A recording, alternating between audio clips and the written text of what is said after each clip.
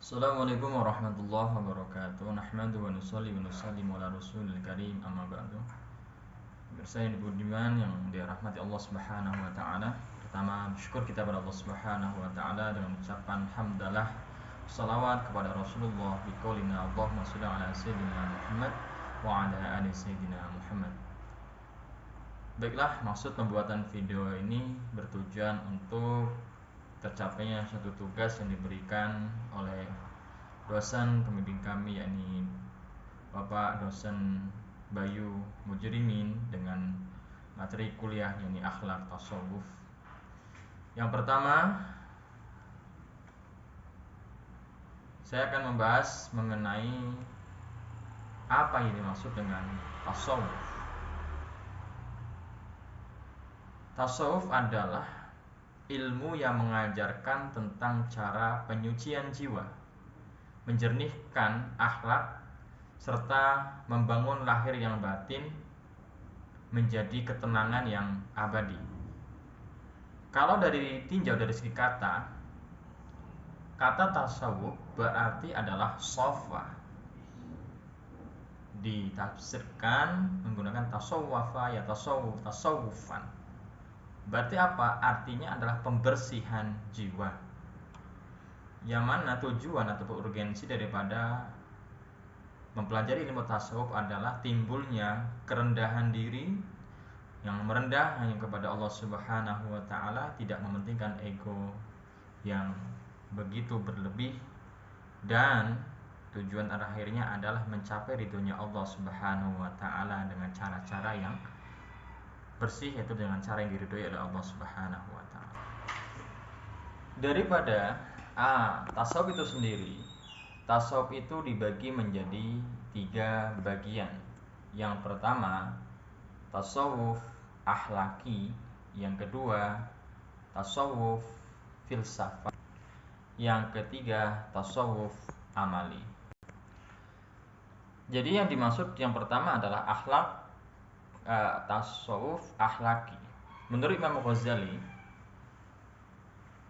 tasawuf itu sendiri adalah pensucian jiwa, sedangkan akhlak adalah sebuah perbuatan yang baik yang tanpa atau dilaksanakannya tanpa melaksanakan ataupun perlu pertimbangan yang matang, atau dalam bahasa lainnya adalah refleks. Itu adalah akhlak.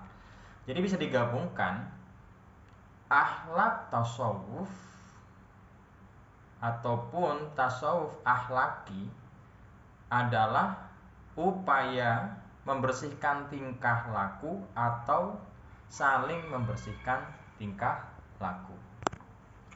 Yang kedua adalah tasawuf setelah yang pertama ada tasawuf akhlaki, yang kedua adalah tasawuf amali. Tasawuf amali adalah amalan ataupun pensucian jiwa, tazkiyatun nufus, dengan amal-amal ataupun dengan jalan yang digapai melalui, contohnya adalah dengan cara thariqah, yang mana tersebar di seluruh dunia, termasuk di Indonesia ada Qadiriyah, Naqsabandiyah, dan Sazaliyah, dan lain sebagainya. Itu adalah upaya thariqah dengan bentuk amali, itu dengan bentuk perbuatan yang dilandaskan dengan metode zikir kepada Allah Subhanahu wa taala untuk mencapai kesempurnaan rohani yang bertujuan pengenalan Allah Subhanahu wa taala melalui jalan zikir-zikir thariqah yang mu'tabar. Sedangkan yang ketiga yaitu adalah tasawuf falsafi. Tasawuf falsafi ini adalah memadukan antara visi mistis dan visi rasional dalam penggagasannya. Berbeda dengan tasawuf akhlaki dan berbeda juga dengan tasawuf falsafi. Jadi perbedaannya itu, kalau tasawuf falsafi ini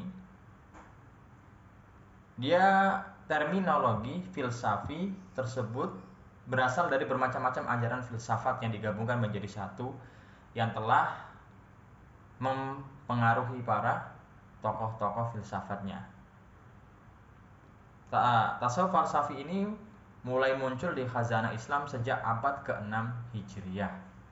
Jadi di sini lebih mementingkan ataupun tasawuf falsafi ini memadukan antara visi mistis dan visi rasional. dalam penggagasannya.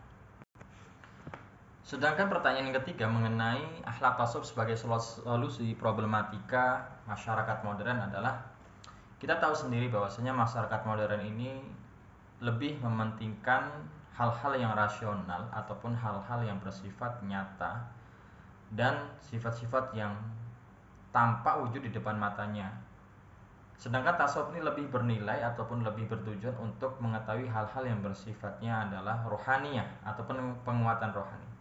Jadi manfaat termasuk salah satu dari pengkajian atau pembelajaran ilmu tasawuf untuk masyarakat modern adalah menciptakan masyarakat yang mereka lebih berketuhanan yang dengan cara yang utuh, sehingga mengenal Allah Subhanahu wa taala tidak harus dengan sifat yang tampak. Semisal Allah itu kuasa, kuasanya Allah itu apa? Nah, wala tafakkaru bi khalqillah wala tafakkaru bi zatillah.